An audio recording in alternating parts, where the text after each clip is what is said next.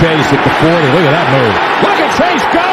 Oh, my goodness. What a gear. He comes down to this in his car, end zone. Intercepted. McPherson. And Cincinnati is heading to the Super Bowl. Toss here. Mixon's going to throw. Open man. Caught. Higgins. Touchdown. Drives. Touchdown. Joe Burrow has his first rushing touchdown of the season.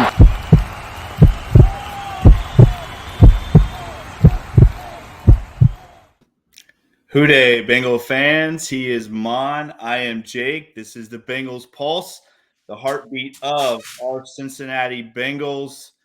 Maan, it is good to see you again. Obviously, we have a lot to talk about tonight.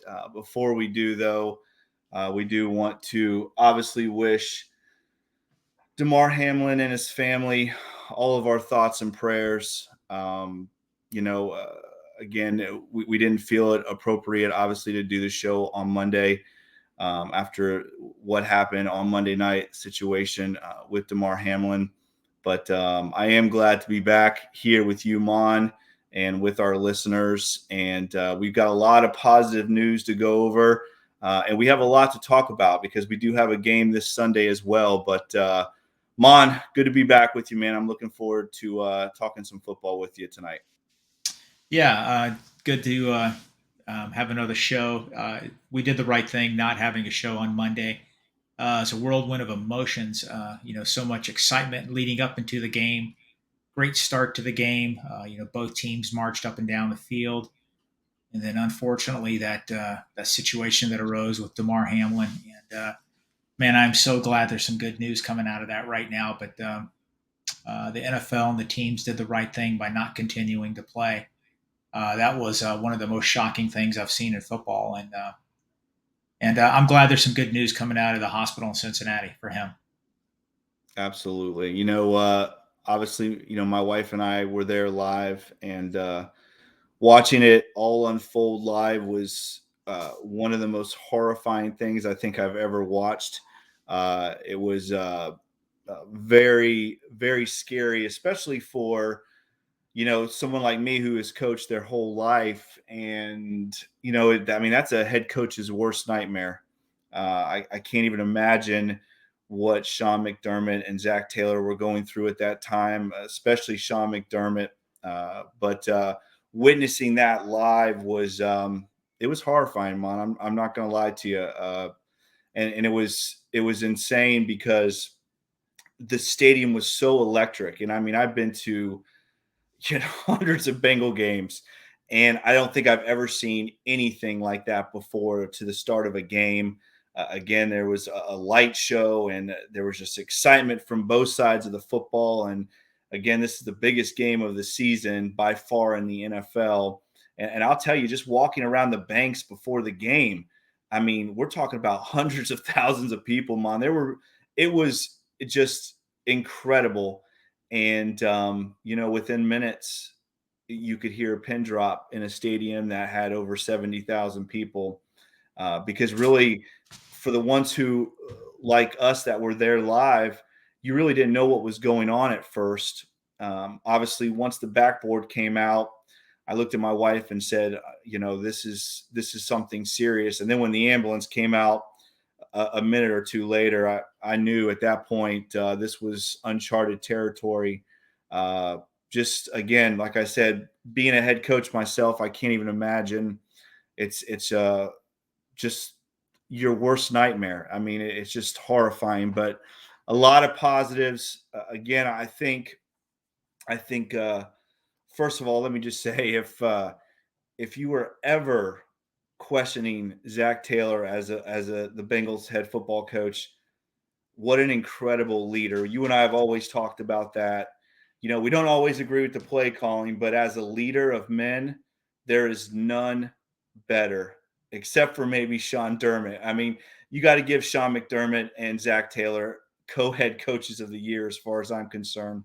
But just Zach Taylor was so impressive. He was so classy.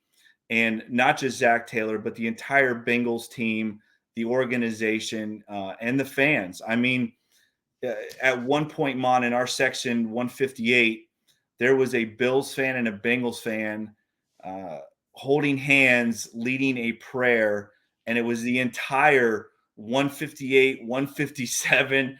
I mean, it was just incredible. It was just, it was a sight to see, man. Yeah, when the sitting at home when the injury occurred, one of the trainers immediately ran up to Damar, and he looked at him. He did you could tell he did a rapid assessment, and he immediately got on the radio, and that alerted me. And then the Bengal trainer ran over, and he looked at him, and he started talking on his radio. So I knew right there something wasn't right because they were pretty frantic, and it was. I mean, listen, about ESPN came back 2 or 3 times. It kept on breaking away to commercial. And then Joe Buck mentioned they're doing CPR on him. And I guess it went on for about 9 minutes. But listen, the staff, the medical staff for the Bills, the medical staff for the Bengals, the first responders that showed up, listen, hats off to them. They did what needed to get done. They had to defibrillate him and get his heart back in proper rhythm. And listen, those guys hustled. And luckily, every NFL stadium, they have state-of-the-art. Every team has doctors, full medical staff. There's EMS at every stadium. So I didn't want Damar Hamlin to get sick or to get hurt. I don't want any NFL player to have to go through that. But, hey, if it's going to happen, if it happens on the field, that you have these high-quality EMS personnel and trainers there that can rectify the issue. And luckily, they got his heart beating again. And like I said a few minutes ago, good reports coming out today on his recovery, and it looks like everything's going to turn out well for him. And it's tough. Yeah, the first responders and, like you said, the trainers for both teams. I mean, they are really the heroes in this situation. I can't even imagine. And with you being a first responder yourself, I mean, obviously, I have the utmost respect for all of you guys. But for those guys at that moment, in that moment in front of 70,000 something people, in front of millions watching at home, those guys acted quickly. They acted efficiently.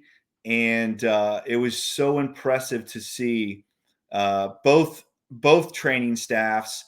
And, of course, the first responders, they saved Damar Hamlin's life in front of millions. And I hope that never gets overlooked in this situation, because they are the true heroes in this situation for sure.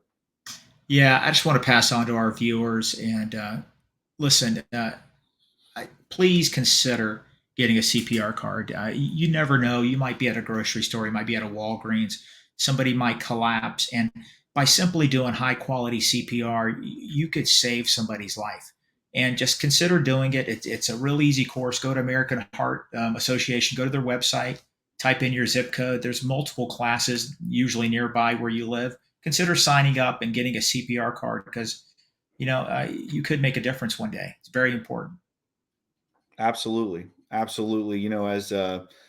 coaches, we all should have CPR cards as well. I know I do, and I've had one forever. But I think it's important even for coaches at the college level, at the high school level, at the Pop Warner level, at the city level, whatever it is that you're coaching, flag football. I think all coaches should have CPR training, because, again, this was a situation that was one in millions and millions of a chance of this thing happening. And I don't think anybody could expect or prepare for something like that. And it's important, I think, for any level of sports, for any coach at any level. It's important for everyone to understand what CPR is and how to perform it, because, you never know. I mean, again, this is uncharted territory. And for those guys to respond like they did it's so impressive to me.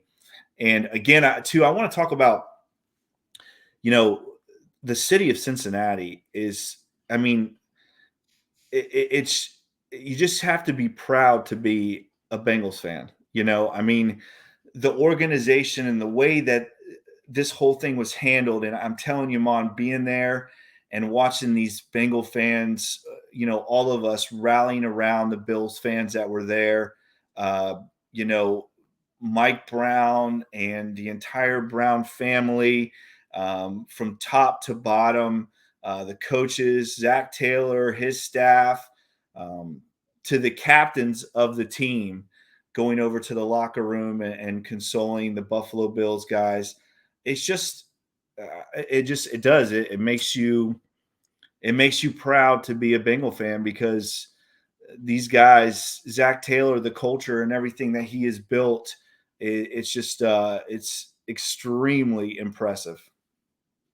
Yeah, you know what? I mean, not to be simplistic about it, Zach Taylor, he's just a good human being. Yeah, He really is. yeah, And you can tell he was brought up right. And listen, the organization as a whole, they took charge. They really went above and beyond to help out the Bills, Damar Hamlin's family.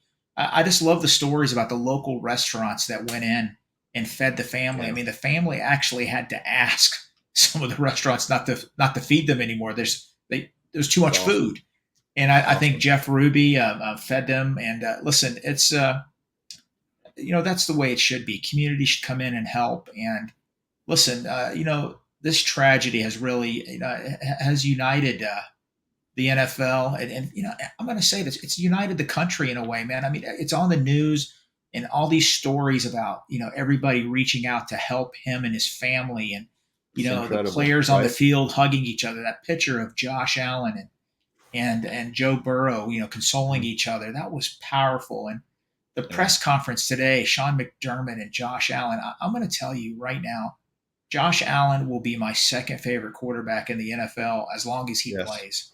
That Yep. guy is a total class act, and what he I said at agree. the end of his press conference, sticking up for T. Higgins, was Yeah. just he's a good person. Yep. And I listen, agree. and Sean McDermott is a winner. And listen, that's a classy organization. You know what? I'm going to quietly root for the Bills, and they're I salute them, and I'm just so grateful. Except when they're playing us. Except when they're playing us. But Fair point, fair point. I'm with But you. I I'm am with you. beyond grateful that Yeah. Damar is improving. And listen, man, hopefully, I'm not trying to jump too far ahead. I want him to just to have a good, comfortable life. And you know what? If he can play football again, that's great. But that's not the important thing now. Let's get him healthy. Let's get him back home. Let's get him with his family. But I'm grateful that things are trending upwards for him. Very grateful. And how incredible is it, with his foundation and the story of his foundation now is pulled in over $7 million. That's just incredible. I mean, it's incredible. I love the story of Andy Dalton, donating as well, remembering when, they donated to Andy's foundation. And, these two teams, Mon, they have like been connected, right? I mean, it just seems like you're right. I don't think there is a classier organization in professional sports than the Cincinnati Bengals and the Buffalo Bills. As far as organization goes, from top to bottom, the Bengals and Bills are at the top of the class. And you see that with this connection that these two teams have and have had for years now, kind of looking out for each other. And it's just, it's an incredible thing. And honestly, the great thing about it is they're the two best teams in football. I mean, the Bengals and Bills right now are the two best teams in the NFL. And we're going to talk about playoff scenarios a little bit later in the show. And it's going to be a shame if those two teams are not able to play each other in the AFC Championship game, because those two teams are the two best teams in the AFC, and they're the two best teams in football. Yeah. it's gonna get a little dicey with the playoff seedings here coming up. The NFL is still Yeah. working on that, and We'll talk there's a about that. lot of we will. There's a lot of speculation, a lot of different scenarios out there. I agree with you. I think the Bills and the Bengals are the two best teams in the NFL in the AFC. Okay, they both beat the Chiefs, and right now, as things stand, the Chiefs are the number one seed. But like I said, I think the NFL is trying to work on that, and we'll see how that shakes out. But I agree with you, Jake. I think the Bills and the Bengals are the best team in the AFC. Yeah, and honestly, I'm not gonna dwell on this because when things like this happen, there are some negatives, especially with social media and the talking heads. But I just got to say it because the display that Bart Scott showed on ESPN is absolutely disgusting. He is a disgusting human being. I cannot believe that ESPN is still has him under contract and allows him to open his mouth and spew out the trash that he does. He is just he's an embarrassment to not just to football, but to that profession as well. And shame on ESPN for allowing that, because for someone to take a tragedy like what happened on Monday night and try to turn it around and put it on one human being because he has some kind of uh, I don't even know what you would call it at this point, but he has something against the Bengals. So to even put that out there in the world is just absolutely disgusting. I mean, I don't even know how else to say it, and I'm trying to rise above him, but he is literally just a piece of trash. I cannot believe that ESPN would allow somebody to go on there and do it. And if you remember Mon last year, he basically put a hit out on Joe Burrow when he told, after Burrow threw for Red dot, the red dot, and told him, they need to go after his knees. This man needs to never be allowed to speak ever again on any national medium. He is just an abomination of a human being. He is disgusting. Bart Scott, shame on you for making this about you and your vendetta against the Cincinnati Bengals when a young man is fighting for his life, and you have to somehow turn it around and try to make it some kind of a vendetta against T. Higgins, who is one of the best people in the league. T. Higgins is one of the best people that you will ever meet. He is an incredible human being. His mom is an incredible person who you and I have had the fortune to meet. Just disgusting. I cannot believe that would happen, because again, this is a very rare, just it's just one of those horrible things that happens that nobody is at fault. Just a regular tackle that caused this horrific event. And T. Higgins, if you watch this, man, we love you and we support you. And I know that T. Higgins is he's so much above Bart Scott and the nonsense that comes out of his mouth. But shame on ESPN for allowing Bart Scott to ever open his mouth again. Jake, you know what? I know all about the controversy with Bart Scott. I mean, I saw the Twitter posts, all the video clips of what he said. I haven't even seen the clip, but I get the controversy. I know he said something derogatory about T. Higgins. I didn't even click on it to give it any oxygen. He is trash. His comment last year on Burrow, red dot, I can't believe that he wasn't held accountable for that. Okay. It's crazy. It crosses a line. Okay. And you know what? He's one of these fake tough guys. He's on TV, blah, blah, blah, blah, blah. It's part of a shtick, to make him relevant. He's on ESPN radio.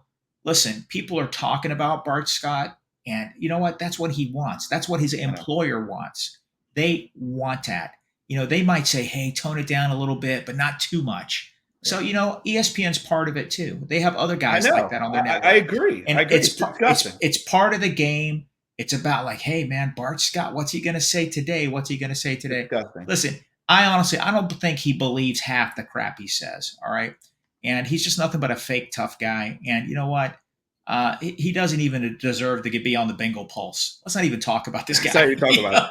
But you know what? You know what I do want to talk about though? I want to talk about Damar Hamlin's mother reaching out to T. I want to talk about Josh Allen and how classy of a human being he is, saying what he said today about T.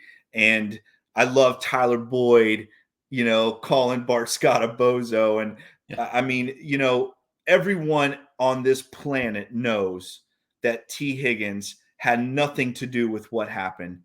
But that's what's so abominable about what was said by Bart Scott is it's his way, like you said, of trying to get somebody to talk about him, which we are unfortunately wasting our time right now. But to me, it's just so disgusting. And it's such an embarrassment to the sport that I love that they would allow that human being to go on national TV and make this horrific event about himself. It's just disgusting. And we'll move on. I hear you, dude. I agree with everything that you're saying. I think he's a clown. And you know what? There's a lot of really good people on ESPN. And I think they've been very fair to the Bengals, very complimentary of Mike Brown, Zach Taylor, the whole organization. I agree. You're right. He's a Raven, and he's going to stick it to the Bengals anytime he gets. He's trash. Well, let's move on because, like you said, I don't want to waste any more breath on that clown. Yeah. But again, we have a game to talk about, and we have playoff scenarios, and I love what Zach Taylor said in his presser. And first of all, how awesome is it that Vinny Ray, being the team chaplain, you have Eric Ball still immersed in the Bengals, guys that I loved. Vinny Ray in his time as a Bengal, I think you and he was one of our favorite players. We always talked about Vinny Ray, and he's a true captain. I mean, he's a true captain. But I love what he was our best linebacker. He was our best linebacker and didn't start. At one point, he was. You're absolutely right. But I love what he said, and this is kind of how we have to look at this thing. Is he said to the team, we have to move forward as a team, but we can't look past the situation. Meaning this situation happened. We need to make sure that we are aware of it. We need to make sure that we are constantly praying for Damar Hamlin and his family, and understanding that he is always going to be in the back of our minds until he gets up and walks out of that hospital with a smile on his face. He needs to be on our minds. But as a team, we have to move forward.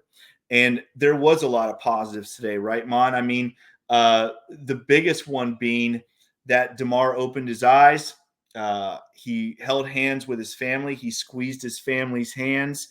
And he asked through writing if the Buffalo Bills won the game. And I love what the doctors, by the way, the doctors at UC Medical Center, we didn't talk about them yet, but you talk about heroes too. I mean, those guys and those men and women are working around the clock for Damar Hamlin. And it's just, again, I know it's their job, but we still have to give them praise. Those men and women, those that are there taking care of Damar. But they talked about, I think when they said, when he asked if the Buffalo Bills won, one of the doctors said, well, you won, right? You won because you won the game of life, right? You won the game of life. And I think those were very strong, a strong message and strong words. And I think it puts everything in perspective, right? I mean, you and we bleed orange and black. I mean, we are just two of the most insane Bengal fans on this planet. But I do think that that message puts everything in perspective, right? That there is some things bigger than the game. And this situation was bigger than the game, but we still have a game, right? We still have a game, and we still have a team that right now is fighting for position to make a run at this thing. And I love that, the guys T and TB and even Karras and those guys, you could see they were smiling today once they heard the news of Damar. It's almost like it gave this Bengals team a reason to go forward, right? And Absolutely, that's what's important. And I think we as fans, again, like Vinny Ray said, we can't look past the situation, but we do have to move forward, just like the Cincinnati Bengals have to move forward. So let's move forward, Maan, and let's talk about these crazy playoff scenarios that we are hearing about all over Twitter, because right now everything is being speculated. The only thing that we know right now, Maan, and again, we're filming this on Thursday night for our show tomorrow morning, but the only thing we know right now on Thursday night at 9:04 p.m. is that the Cincinnati Bengals and the Buffalo Bills are not playing the rest of this game. We know that, right? We also know that we've gotten word that the Cincinnati Bengals have won the division, which makes them back-to-back division champs, which is a first for our Cincinnati Bengals. We know those two things, right? Besides that, Mon, we don't know a lot else. We've heard a lot of things, but we don't know right now exactly officially what is going on with the Bengals, with the Bills, with the Chiefs, with the AFC playoffs. that is correct. Last I heard, Schefter mentioned earlier today that the NFL has to have something definitive out by Saturday morning because there are NFL games Saturday, Yes. and it's has to be out because the teams need to know what direction to go in. Right. And Right. again, multiple things have been floated out, adding an eighth playoff team. Neutral site games. We still don't know what's going on. I think the NFL is still working on that. Listen, you hit on something a few minutes ago. This is a unique circumstances. I saw some Twitter battles today that really made me uncomfortable. We get it on the Bengals pulse. The priority was Damar Hamlin and his family. That's priority one. Absolutely. And just talking about football right now, we're not showing any disrespect there. We understand his health. Them canceling the game was the only thing to do, and his health is priority one. We just want to make sure that we're not, trying to disregard that. But it's going to be interesting what the NFL decides to do because let's face it, somebody's going to get the short end there. It's not, there's going to be some fan base is really upset, and but we're going to have to find a way to work through that. And I do like the one that Schefter mentioned about potential Bengals, Bills, Chiefs. If any of those two wind up in a championship game, that'll be played in a neutral site. I like that. Me too. I would like to add one other thing. If the Bills and the Bengals wind up in a divisional round, could that potentially go to a neutral site? Maybe that's being discussed, but we'll see. Hey, our team's in the playoffs. I like the way our team is playing. I don't care where they're going to play because our Cincinnati Bengals are going to be a hard out in the playoffs. Very hard out. Well, listen, first of all, let me say this. Ravens fans, you have no voice in this. You have no voice. You don't. If you wanted a voice, your Baltimore Ravens should have beat the 7-8 Pittsburgh Steelers.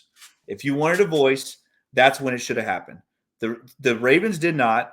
The Bengals are the best team in that division, and it's not close. So, again, Ravens fans, I saw you all over Twitter today. You have no voice. If you wanted a voice, you should have beat the 7-8 Steelers. At home, you should have beat the 7-8 Steelers. So the Bengals were going to win the division regardless. That was going to happen. Now back to the teams that matter.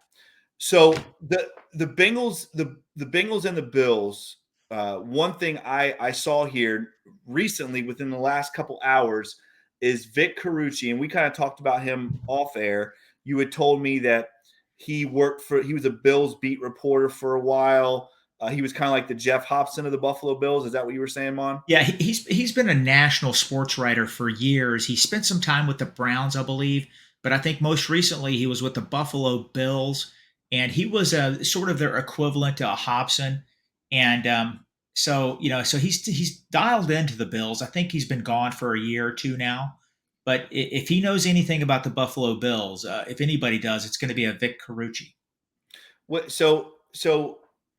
What I heard and what I saw on Twitter earlier, again about 2 hours ago, was the possibility that Buffalo has forfeited this game. Now, again, we don't know that, Mon. This is all speculation. Again, we're not going to find out anything, I think, until tomorrow, anyways, and it's probably going to be tomorrow afternoon sometime. But they were talking about with this being a no contest, that it's a possible forfeit for the Buffalo Bills. That came from him. That did not come from a Bengal reporter or any side of the Bengals side of it.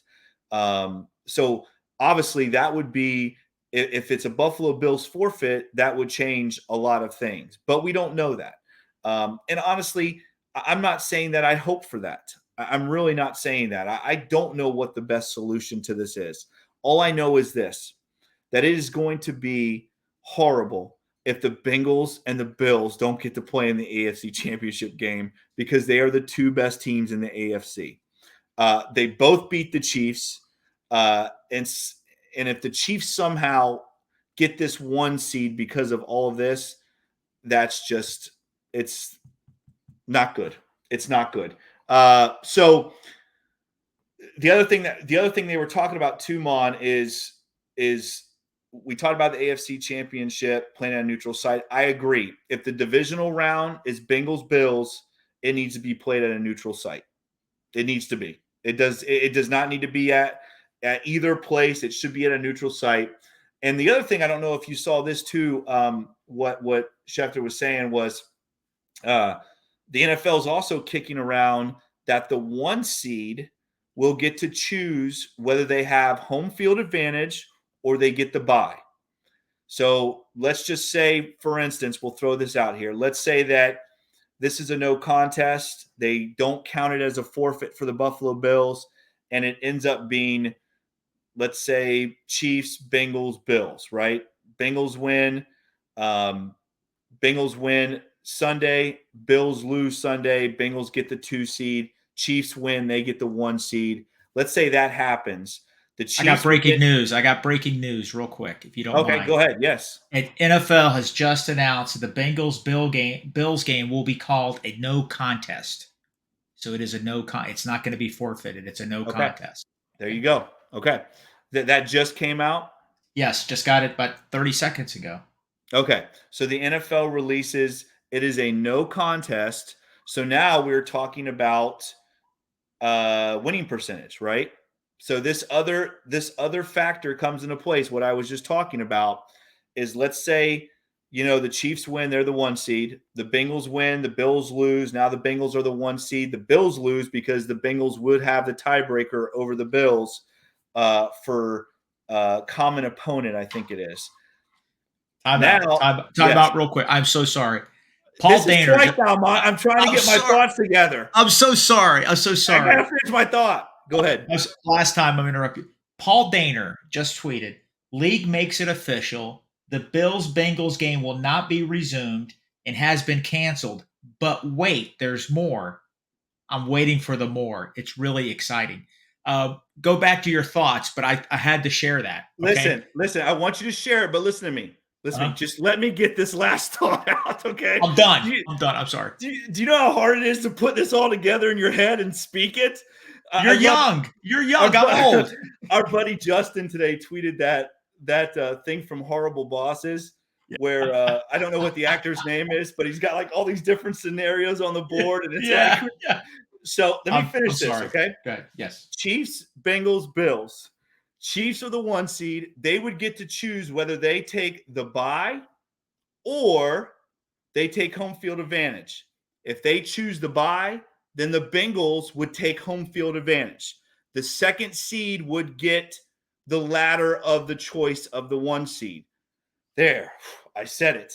Now, do you have the rest of the news for us? It says NFL says the AFC Championship game will be played at a neutral site if the participating teams played an unequal number of games and both could have been the number 1 seed. Does that assume the Bengals? That assumes the Bengals and the Bills, I would think. It does, but what if but here's the deal. If the Bengals would have beat the Bills the other night and the Chiefs would have won out, the Bengals didn't have a chance for the 1 seed. No, but it's saying that the 2 teams with uneven records, that would be the Bengals and the Bills. True. Okay. Right? Because the Bengals and Bills are going to both lose a game. They're going to have an uneven record. So, apparently this is just breaking because there's multiple things coming out. I won't interrupt you though, but when it's my turn, I'll share it. Go ahead. Well, no. Interrupt me. If it's something big, please interrupt me. I'm done with the scenario thing. That was driving me crazy anyways. Okay. All right. So let's look at it right now, how it stands. Okay. And again, if you get more breaking news, let me know. But this is how it stands right now. The Chiefs are the 1 seed at 13-3. The Bills are the 2 seed at 12-3. The Bengals are the 3 seed at 11-4, and Jacksonville is the 4 seed at 8-8. If the season ended today, it would be Chiefs the 1 seed. Bills would play the Los Angeles Chargers in Buffalo. The Bengals would play Baltimore in Cincinnati, and the Jacksonville Jaguars would play New England in Jacksonville. Now, before we go wait, is that right? No, wait, I said that wrong. Jacksonville, I said that wrong. Let me go back. Jacksonville would play the Chargers at home. The Bengals would play Baltimore at home, and the Bills would play New England at home. Sorry, I said that. I said that wrong the first time. But the crazy thing is, Maan, that Miami and Pittsburgh are still in this thing, and Tennessee. The Tennessee-Jacksonville game is on Saturday night. We'll know who wins that division and who's in the playoffs then, right? You got more breaking news? Oh, God. Yes. Bring it on. Let me hear it. The NFL says if the Ravens beat the Bengals on Sunday and those 2 teams are scheduled to play a wild card game against one another, the home team for that game will be determined by a coin toss. Are you kidding me? Okay, so what are they saying then? Are the Bengals not division champs? I guess what they're saying is this. The game, listen, if the Bengals lost to the Bills, it would have come down to week 18, Ravens, Bengals, winner takes all. Right. Okay. So right. I guess they're trying to make it fair for everybody. The Ravens front office, is calling Goodell. Everybody's calling Goodell because they want fairness. Right. Now, listen, there's multiple things here, Jake. There's multiple scenarios. Want me to read them all? Yeah, absolutely. Okay. Here, this is from Ian Rappaport. The AFC Championship game will be played on a neutral site if the participating teams played an unequal number of games and both could have been number 1 seeds and hosted the game had all AFC clubs played a full 17-game regular season.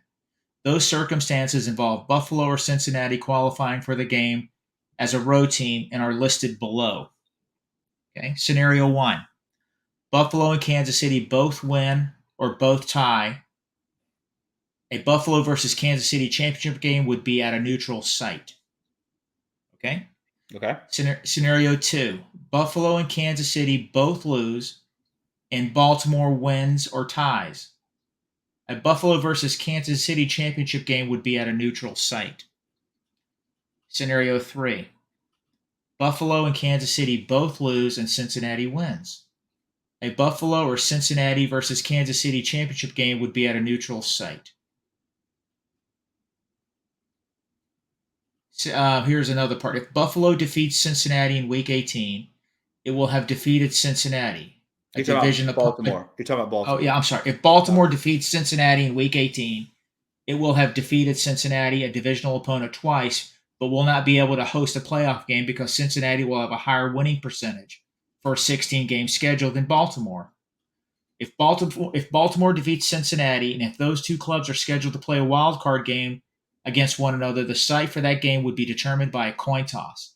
If Cincinnati wins the Week 18 game, or if Baltimore and Cincinnati are not scheduled to play one another in the wild card round, the game site would be determined by the regular scheduling procedures. So listening to that, I'm still getting that the Bengals are the AFC North champs, because the only way the Bengals would play on the road is if their opponent is the Baltimore Ravens and the Bengals lose Week 18, lose Sunday to the Baltimore Ravens. Right. So that tells me that the Bengals are going to have a home game unless they are playing the Baltimore Ravens, and the Baltimore Ravens beat them Week 18. Then there's a coin flip for the wild card home game. Well, if Cincinnati makes it to the AFC Championship game, it will not be at a neutral site unless Buffalo and Kansas City both lose this weekend. Okay. So Buffalo and Kansas City both have to lose this weekend for the Bengals to get a neutral site designation if they make it to the AFC Championship game. Yeah, I don't like that. That doesn't make sense to me. But I don't like it, but I sort of get what's going on here. Yeah. Let's take the tragedy out of it for a second. Let's say Hamlin wasn't injured, okay, and they completed the game and the Bengals won. All right. The Bengals win, they're the 2 seed. All right. They still needed Kansas City to lose to the Raiders. Okay. So that's why they're trying to throw that in there. If Kansas City does lose, and then they need Buffalo to lose too. See, the problem there is we never got to do the head-to-head against Buffalo to try to equal that out. Yeah. And so I get it. The NFL's thinking outside the box. You could tell they thought a lot into it.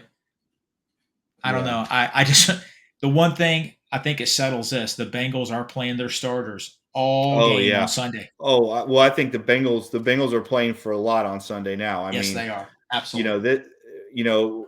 After what you said, I mean, this is something now where the Bengals absolutely have to win on Sunday, which again, I don't think that's even a question if that's going to happen. But the Bengals, this Bengals Baltimore game Sunday is huge now.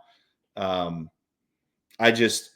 still don't understand how you could call the Bengals the AFC North champs and they still have to flip a coin, if it comes down to Bengals Ravens in the wild card round. I just don't understand that. It doesn't make sense to me. Because they're calling the Bengals the AFC North champs. If what I'm reading right here is correct. They are. They're saying that right here. Paul Danner says it because the Bengals are the AFC North champs, and next year they have to play the first place schedule. But, listen, man, Biscotti, the owner of the Ravens, he's been tearing up the phones with Goodell. And I can tell you right now that they've put a lot of heat on Roger Goodell. It's going to be interesting. I was wondering if the Bengals were going to rest some players this weekend. It's not going to happen. It's not going to happen. No, it's definitely not going to happen now. Yeah. I mean, this Bengals-Ravens game has become very, very important. And now we have to look at the Bills and the Chiefs both losing as well if we want a shot at that 1 seed. Is that correct? Or at least home field if there's an AFC championship. Neutral field. Sorry. Yeah. Neutral I mean, it's and I'm sorry. There's so much stuff popping up on Twitter now. I'm trying to absorb it. Yeah. It's interesting here. Like one guy just tweeted, I don't know, Jake. There is just so much to process here. Honestly, this show will be 2 hours. But things are definitely. We're getting clarity. We thought it was going to break Saturday, but it's definitely breaking tonight. And the NFL is just trying their best to make everybody happy. And actually, they haven't really succeeded. I mean, there's more like unknowns now. People are trying to process it, and man, it is what it is. This is uncharted waters for us, for the whole league, and they're doing the best they can.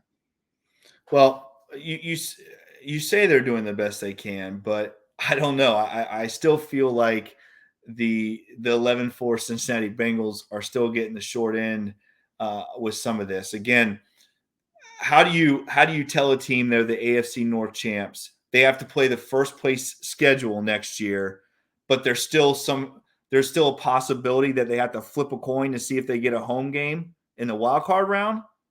That's to me absolutely just hysterically stupid.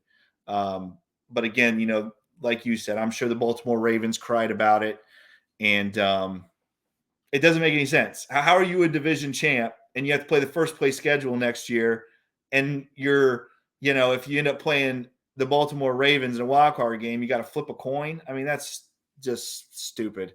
That makes no sense to me, Maan. I'm sorry. But yeah, so I'm gonna let you. I'm gonna keep talking real quick. I'm gonna let you kind of look through that and let us know if there's anything else that's going on. Okay, go right ahead.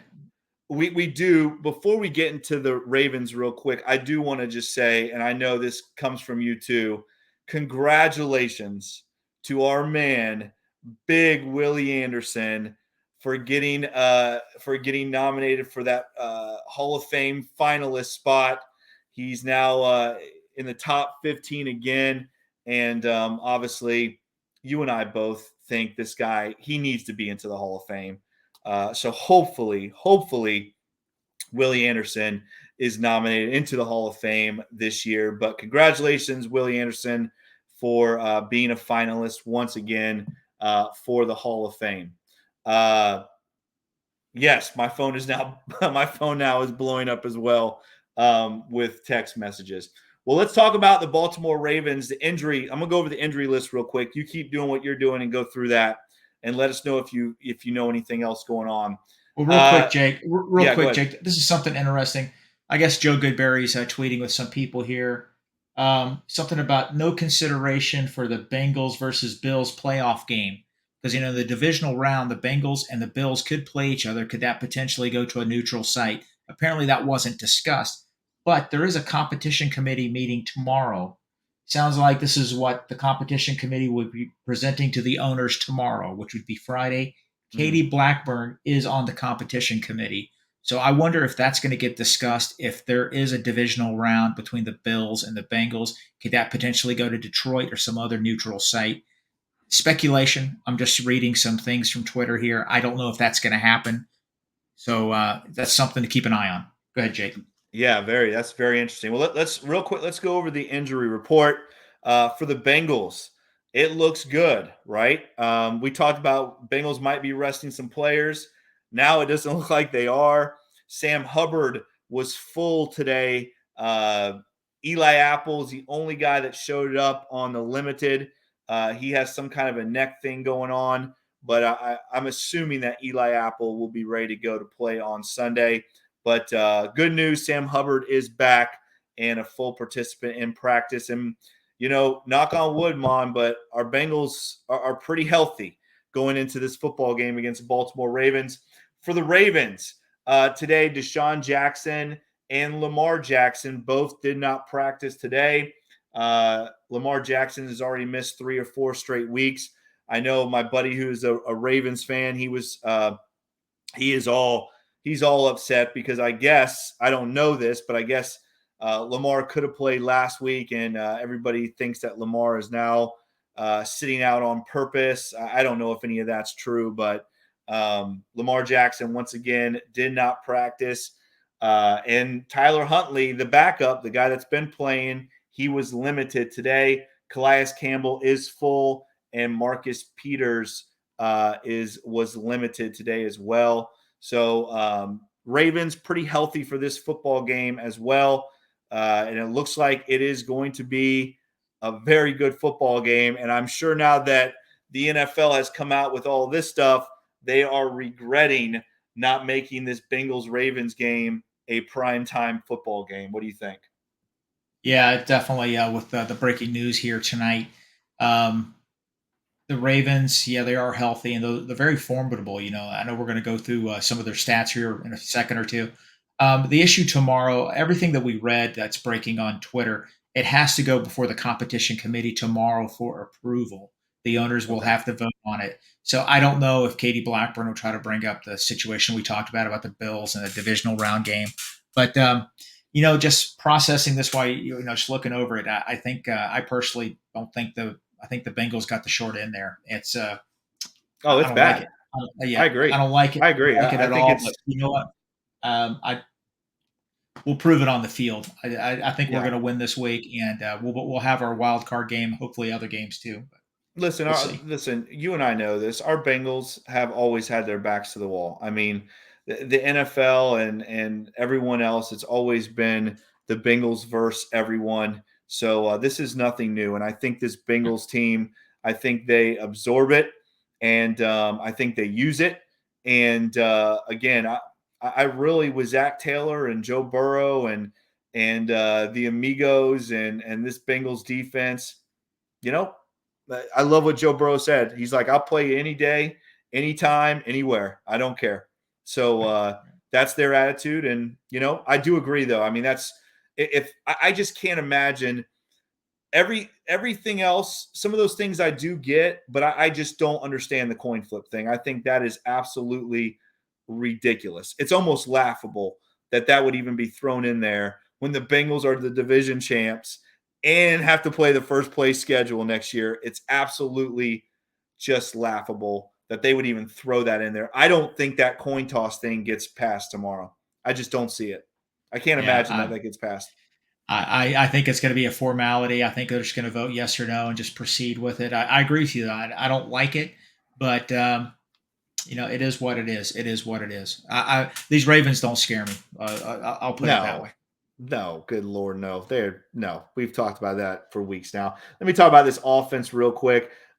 They did get J.K. Dobbins back. He's been back now for a while. He's been the one bright spot on this just abysmal Ravens offense.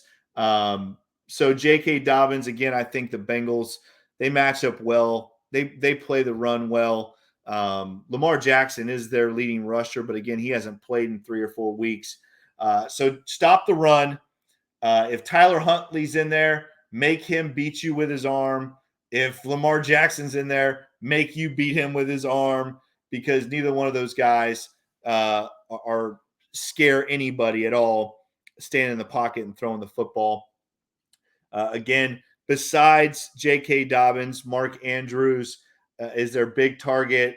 73 catches, 847 yards, 5 touchdowns. He is their target, really their only target on offense. So again, stop Mark Andrews, stop J.K. Dobbins, and this game will. I think by the beginning of the fourth quarter, the Bengals will get to rest some players. Yeah, I hope that's the case. I hope that's the case. The thing about the Ravens, the best thing about the Baltimore Ravens is their defense. Okay. Absolutely, I agree. Yeah. Listen, their rush defense, they're third in the NFL. They're only giving up about 94 yards rushing on defense. And if you compare that to their rush attack on offense, that's why they're in a lot of these games, because their offense is very limited. They average about 160 yards rushing a game. And on defense, they don't allow the other teams to run the ball. But listen, they got a lot of studs there. They're number 10 overall in team defense. They give up about 328 yards a game. Passing wise, listen, they're susceptible. They got a lot of high priced talent back there, but they've been injured and nicked up. And I think the Bengals will match up well against them. But right now, it's just Roquan Smith and Patrick Queen are two of the best in football. They are elite players. And I mean, Joe Mixon even said that before the Bills Yes, game. I saw I that. think he Yes. fired up some of the Bills players. Patrick Queen leads the team in tackles, has 112 total tackles, 5 quarterback sacks. You have Chuck Clark, number 2, with 98 tackles. Roquan Smith's only been there for a few games, has 70 total tackles this year. Marlon Humphrey, one of their defensive backs, is 4th on the team in tackles of 69. Marcus Williams has 4 interceptions. Marlon Humphreys has 3. Patrick Queen has 2. that one bad one against the Bengals that really hurt us. Yeah. Roquan Smith has one. Marcus Peters has one. I don't know if he's healthy, though. I'm not a little confused. He was Obviously, limited today, yeah. was he limited? The thing Yeah. about the Ravens right now, just jump back on the offense, that kicker, all they have to do is get the ball to about the 42-yard line, and it's going to be an automatic 3 points. Listen, the Bengals are going to have to play hard. They're going to have to play hard. And if they come out with that intensity, the way they played against the Patriots, and listen, I know we don't want to talk about the game. The game doesn't exist anymore, but that first 9 minutes against the Bills the other night was unbelievable. It was absolutely unbelievable. Joe was dialed in. Oh, man, he was dialed in. We talked about highs and lows and the emotions, the excitement, the buildup, and the Bengals looked so good in that horrible injury. Listen, you just went down, because your heart sunk for that poor player. But I think our Bengals are dialed in, and they're going to win this game, Jake. They're going to win it, and I'm ready for my predictions. All right, well, here we go. Well, let's talk about real quick. Let's get to Saturday's games because two big games for the AFC, right? Yes. Kansas City at Vegas. Vegas didn't look bad against the 49ers last week. And, it's in Las Vegas. These two teams hate each other. I could see Vegas playing Kansas City tough. I'm going to tell you right now, there is a chance. If there was a chance last week with the Broncos, there's a chance this week with the Raiders. But you have Kansas City, Las Vegas at 4:30 on Saturday, and then Tennessee at Jacksonville for that fourth seed for the division at 8:15. So two big AFC matchups on Saturday. On Sunday, we have – do we really need to pick the Cleveland Browns? Oh, I guess we do because they're playing Pittsburgh, right? Big game there. Big game there, I was going to say, because Cleveland doesn't even really matter anymore. But Cleveland Browns at Pittsburgh Steelers. Again, Pittsburgh, to get in, they have to have quite a few things happen still. But Maan, who you got, Cleveland or Pittsburgh? I'm going to take Pittsburgh in this one. They're really playing well. They've really responded to their coach. Their quarterback reminds me a little bit of an Andy Dalton type. He looks like a good point guard out there. And I tell you, that running back, Harris, has really, really picked it up lately. I think they're going to win the game. Cleveland is already thinking about vacation. I got Pittsburgh 21-10. I think Cleveland goes in knowing that there's a chance that they can knock Pittsburgh out of this thing. And I think Cleveland wins this football game. I think Cleveland wins 21-20 in a awful display of football. But I think Cleveland wins this football game because I think Cleveland is playing for something. And that's to knock them out. All right, here we go. Well, first of all, a couple more real quick. New England at Buffalo.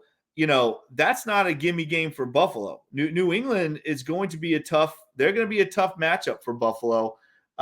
So again, not these division games are tough. I do love the fact that the NFL has made this last week a divisional matchup week because this all presents some tough stuff. Really, the Chargers at Denver, although Denver looked better last week, the Chargers at Denver is pretty much the easy one. And then Jets Dolphins is a big game, right? It is. That's a big game for the Miami Dolphins, who they have absolutely collapsed. What have they lost? 4 or 5 in a row now, I think, right? Yeah. They have absolutely collapsed. So that could be a big game as well, the Jets-Dolphins game. So a lot of big games in the AFC. It should be a fun weekend, but let's get to it. Baltimore at Cincinnati, the rematch of what was that, week 5? It just seems so long ago. Such a different Bengals team than what we have today. Who do you think, Maan? Ravens at Bengals. It's going to be Cincinnati 27-13. They're going to win the game. It's, listen, there might be some struggles in some periods during the game. Baltimore has a very solid defense, but we're going to get a couple turnovers. I'm not afraid of that quarterback. Cincinnati's going to win at home 27-13. I'm going to say Bengals 31, Ravens 14. Again, I think the Ravens might get some garbage stuff there at the end. But, again, I'm with you, man. this Bengals team is dialed in, and they were still playing. They were still playing for if that game would have finished and they beat the Bills, they're still playing for possibly the 1 or 2 seed as well. So I think either way, the Bengals were playing their guys this week. But hopefully we get up big on Baltimore, and we can see the informable Brandon Allen get some snaps, hopefully, in the last quarter of that game. Yeah, Jake, go ahead, let's real quick, man. Let's just go ahead and pick the Patriot Bills game, and let's pick the Chiefs Raiders game. You going to do that? Yeah, let's go. Let's go. Okay. What do you got? Okay, for Chiefs Raiders, I'm going to tell you right now, I think the Raiders will win this game. They are playing at home. They did play really tough last week, and I think they want to go out with, into the offseason with a win. And listen, I don't care. I got in a little tiff with somebody on Twitter about this. The Chiefs are leaking oil. They really are leaking oil. I mean, they're all Mahomes. I mean, and listen, if he's not on, they struggle. And I'm going to have the Raiders 31-28 over the Chiefs. Okay. I'm going to pick the Raiders because I'm going to talk it into existence.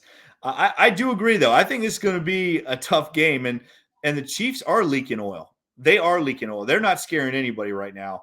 I'm going to say Raiders 28, Chiefs 27. Raiders 28, Chiefs 27 on a last-second field goal. And then you said Buffalo, New England. Who you got? I got, listen, New England, they win, they're in. They have a lot to play for, to play for. Listen, the Bills are on an emotional, high. I mean, just a roller coaster with what's going on. It could either go really bad for Buffalo or it could go really good. I think Buffalo is going to be dialed in. I don't think it's going to be close. I think Buffalo is going to win, 28-10. I just don't see the Patriots going in and beating the Bills. I really don't. I think they're going to play hard for their teammate. Well, I do think that you're right. The Patriots do have something to play for, and Bill Belichick is tough when he's got something to play for. And that's true. And I think it's going to be a lot closer than that. And I would say probably, my mind is telling me the Buffalo Bills are going to win this football game, but I have to speak it into existence. We need the Buffalo Bills to lose this football game. So I'm going to say New England beats Buffalo. I'm going to say 28-25. And just a crazy, crazy game. Another last-second field goal. So the Chiefs and the Bills both lose. The Bengals win. And the Bengals are now that number 2 seed. And, we got a shot to get that neutral site for the AFC Championship game. Real quick before we get off, again, let's make sure that we give our thoughts and prayers to Damar Hamlin as he still fights, for his family, for everybody in the Bills organization. Our thoughts and prayers go out to you guys. It's such a horrible situation, and we just hope that young man makes it through okay. And I just look forward to watching his smile and hearing people tell him about all the love and all the outreach that has happened for him. So Damar Hamlin, thoughts and prayers to you and to your family. Give Willie Anderson once again a big congrats for making that finalist list. He deserves it, man. Hopefully he gets in, Mom. Yeah, I do too. I hope so. And that would be amazing having 2 Bengals in the Hall of Fame at the same time. And I'm rooting for Big Willie. Let's make it happen. Let's make it happen. All right, guys. That's another edition of the Bengals Pulse. If you like this podcast, make sure you like, subscribe, and share this podcast. Check us out on Apple, Stitcher, and Spotify, all the podcast platforms. If you liked this podcast, please give Maan and I that 5-star review. Follow us on Twitter at Bengals_Pulse9 and on Instagram, Bengals_Pulse9. And once again, check out all the awesome podcasts right here on the Wincinnati Podcast Network. Once again, this is the Bengals Pulse. He is Maan. I am Jake. Hoo day, Bengal fans. We will see you on Monday. See you guys.